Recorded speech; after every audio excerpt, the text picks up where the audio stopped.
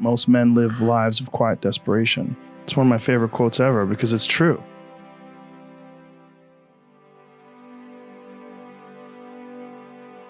You're just in this world where you just can't wait to just run away.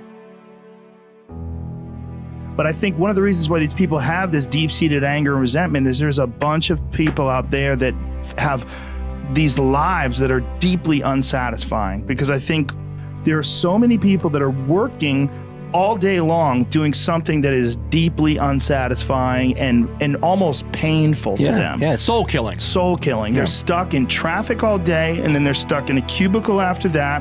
They relish the time to take a shit in the bathroom and look at their phone. I mean, they literally do that. That's a highlight of someone's day. They get in traffic on the way home. They get home after that, they're watching television. I think if people have a regular day job, if you could just find one thing that you do as a passion project and just keep building on it, just keep watering it, keep adding fertilizer, keep giving it attention, keep giving it focus, and you can escape. You can escape, and you can be self-serving. You could be okay. You're gonna be okay. Look, man, making furniture feels good. If you can do that, you could cut those corners perfectly and sand everything down nice and stain it, and then it's done and you get the satisfaction, and you sell it to someone and that pays your bills. That is infinitely more satisfying than being stuck in some fucking cubicle working for someone that you don't want to work for, having to have these stupid fucking office meetings, talking to people in human resources, sitting down with your supervisor where they evaluate your job performance, and you're not really, you really need to be enthusiastic about this company. This company is your future. This kind of you're like, kill me now. There's a lot of people out there that would way rather do something else, and I hope they understand that they can. And people that are trapped in bad situations, one of the problems is you feel like this is your future and you can't get out of that. There's no hope. There's no light at the end of the tunnel. There's no rainbow.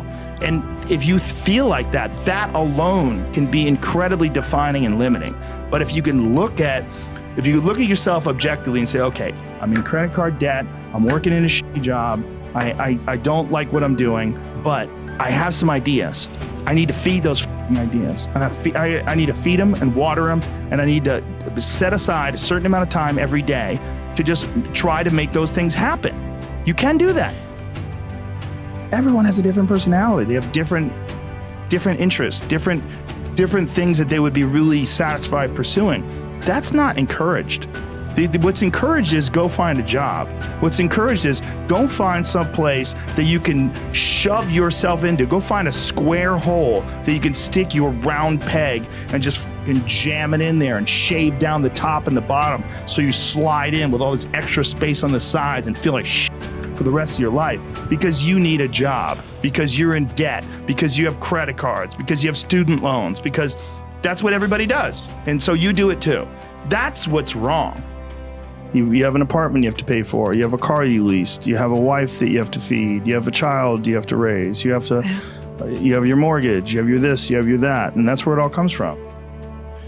Well, the opportunity takes place usually when you're young and you don't have any responsibility. That's when you have your options. Well, your options are severely limited the more you gather responsibilities. Like if I had to, as a 51-year-old father of 3, married man, pays taxes, has a house and a mortgage and a business and all that jazz. If I had to quit everything now and struggle the way I struggled as a stand-up comedian, it would never work. But the only way I could be this person now is if I took that chance when I was 21, when I was dead broke and had my cars repossessed and all that stuff. That's the only way you ever get where you want to go. You have to take a path that's dangerous, and most people want to take the safe path. And the safe path leaves you stuck in quiet desperation almost every time. It's hell. But can people just make that change? I mean, yes, look, you can, I believe they but can. You have to plan it out. The way you can change is you have to put aside enough money to give yourself a window. And then you have to have a plan, and you have to spend all your waking hours outside of whatever job you do planning your escape. And you have to come to the realization very clearly that you f***ed up and you got yourself stuck. So whatever you're doing, you have to do it like your life depends on it. If you're going to try to be an author and you're working 8 hours a day plus commuting plus family responsibilities or whatever else you have, whatever time that you have to attack like you're trying to save the world. You're trying to save your life. You don't want to drown. That 1.5 hours a day that you have to write, God damn, you better be caffeinated and motivated. You got to go. You got to get after it. And you got to have discipline.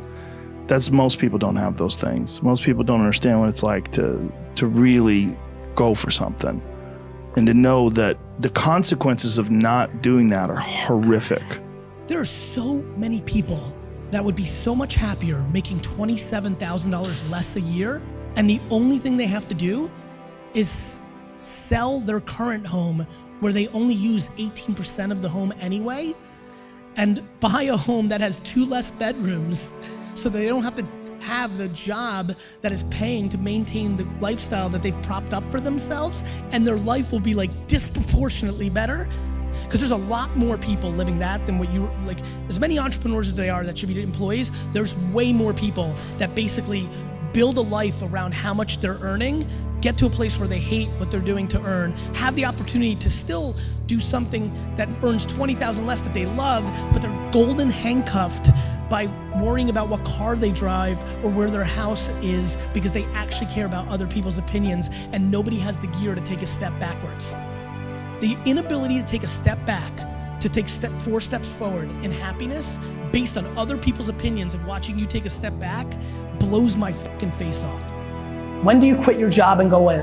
When you can afford it. Happiness is so unbelievably addictive.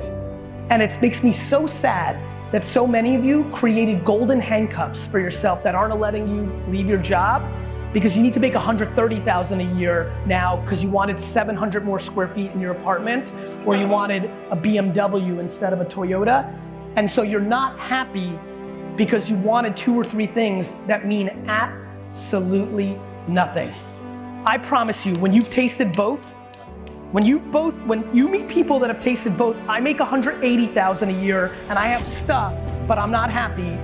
And then I went making $94,000 a year, but I'm doing what I love and I'm super happy and I have a little less stuff. It's not even close to a debate. So I implore all of you to really dig deep inside of yourselves and try to figure out why you need that stuff. I'm gonna save you time. You're trying to close an insecurity gap. Let me give you another huge hint. Everybody else sucks too, so do you. If you're 21 and you have no expenses and you're living at home, you have to go high risk. As soon as you see any blood in the water, you go. If I'm 21 and I'm at home and I have no expenses and I'm making 47,000 euros, pounds, dollars, doing something I don't love, but I wanna be a film person, and the first person pays me $1,500 or $1 forever, and it works, and it went well, and she, the boss of this candy store, says, I'm gonna tell all my friends about you, I may jump right away. I don't have any concerns. If I'm 42 years old and I have 3 kids and a mortgage and I'm $100,000 in debt because I went to college in America and it didn't get me a good job, and I'm an accountant and I make $137,000 a year, which basically pays for my overhead, roughly, because I bought a house bigger than I needed, I bought a car bigger than I needed. This is cliche American.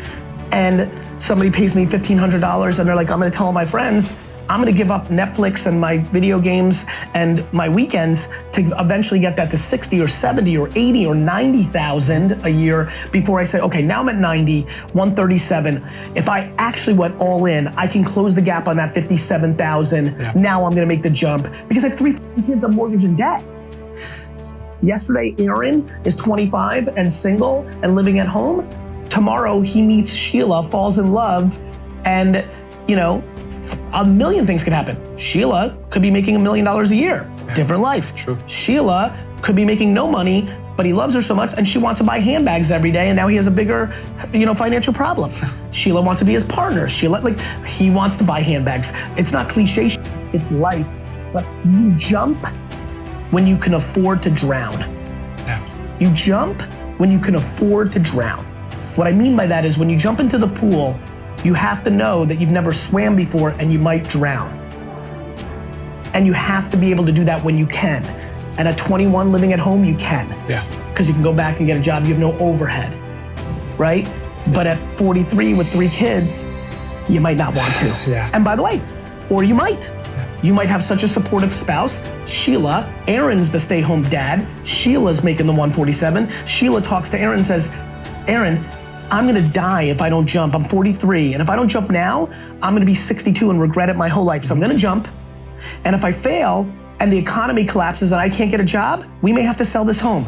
We may have to move in with our parents in Florida. But I have to do that and take the loss in front of everybody's eyes that we're losers and we f***ed up.